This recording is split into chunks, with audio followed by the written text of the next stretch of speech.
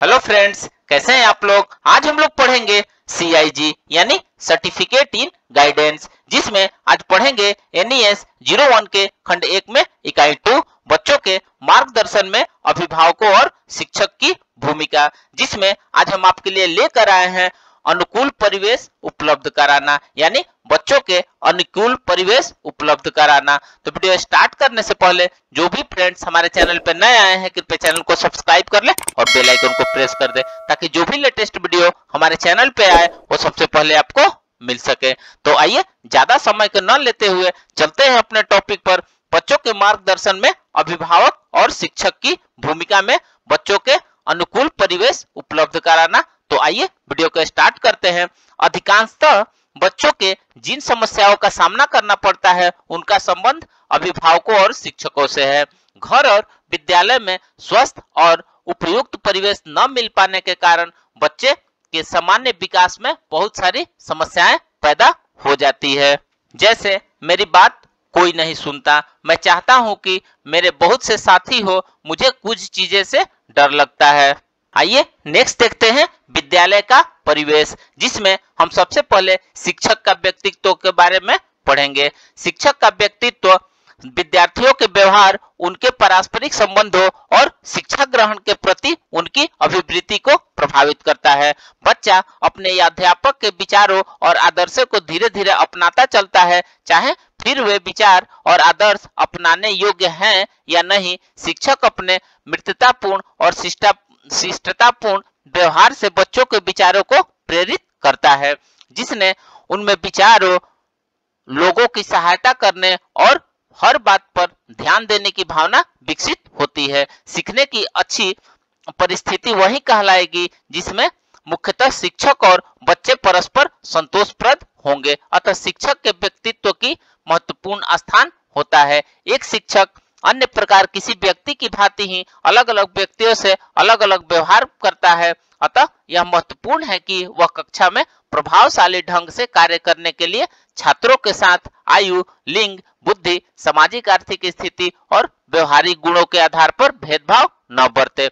समस्त बच्चों को, विशेष रूप से उन बच्चों को जिन्होंने अभी अभी विद्यालय जाना शुरू किया है, हंसमुख और मित्रतापूर्ण व्यवहार करने वाले ऐसे शिक्षक मिलने चाहिए जो उनके मन में सीखने के प्रति लगाव पैदा कर सके।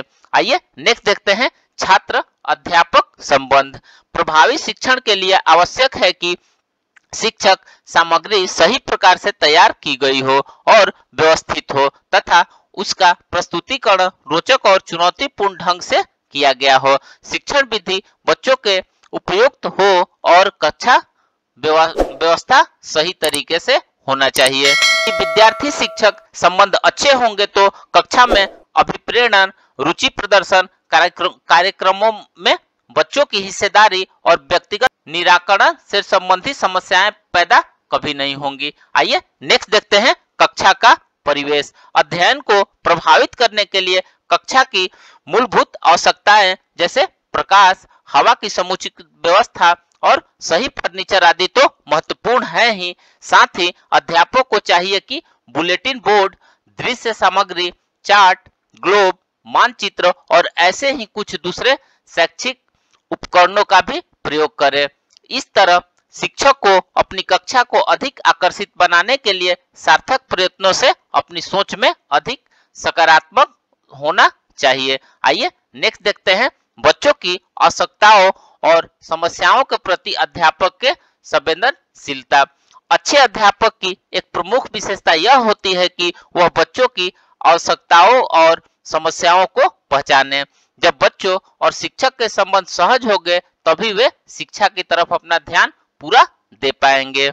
एक अच्छा शिक्षक केवल शैक्षिक उपलब्धियों के बल पर ही नहीं देता, वरन वह बच्चों की दूसरी क्षमताओं और नेतृत्व के गुणों को भी स्वीकार करता है और इनकी प्रशंसा करता है। शिक्षक जब बच्चों की आवश्यकताओं के प्रति संवेदनशील होता है तब वह तुरंत ही भाप लेता है कि कौन सा बच्चा किसी काम को ठीक प्रकार से क्यों नहीं कर रहा, साथियों के बीच बोलते हुए कौन सा बच्चा घबराता है और कौन सा बच्चा आसानी से हतोत्साहित हो जाता है तथा कौन सा छात्र कक्षा में निरंतर ध्यान नहीं देता है। शिक्षक शिक्षक बच्चों को बुद्धि और विकास के बारे में जानना आवश्यक है। अलग अलग आयु वर्ग पर बालक किस प्रकार का विशेष व्यवहार करता है, इससे भी शिक्षक को परिचित होना चाहिए। जो शिक्षक बच्चों के जीवन को प्रभावित करने वाली बातों को जानते हैं, वे बच्चे को अवांछनीय व्यवहार के बिना किसी टीका टिप्पणी के सहज रूप से स्वीकार कर लेते हैं। यदि शिक्षक यह जानना चाहता है कि बच्चे की खींच और अपनी ओर ध्यान आकृष्ट कराने वाला उसका व्यवहार उसके असंतुष्ट स्नेह के कारण उत्पन्न हुआ है अथवा उसके दिवा स्वप्न दुखदायी और असहनीय अनुभवों से छुटकारा पाने का एक तरीका है, तो वह इन परेशानियों को दूर करने का कोई न कोई माकूल उपाय निकाल लेगा। कम से कम शिक्षक को धैर्यवान, सहानुभूतिपूर्ण और समझदार तो होना ही चाहिए। आइए नेक्स्ट देखते हैं पारिवारिक परिवेश। यह कथन सच है कि बच्चा अपने परिवार के साथ विद्यालय पहुंचता है, अर्थात जब बच्चा विद्यालय में प्रवेश लेता है तो वह अपने साथ परिवार के मूल्य, संस्कृति और भाषा को भी साथ लाता है। उसके संवेगात्मक और शारीरिक स्वास्थ्य में उसका परिवार प्रतिबिंबित होता है। जैसे कि आइए नेक्स्ट पढ़ते हैं, शिक्षक और मार्गदर्शक के रूप में अभिभावक की भूमिका। बच्चों का शिक्षण और मार्गदर्शन विद्यालय में प्रवेश से पूर्व अभिभावक पर ही निर्भर करता है। विद्यालय में प्रवेश के बाद भी बच्चों का अधिकांश समय अपने अभिभावकों के साथ ही व्यतीत होता है।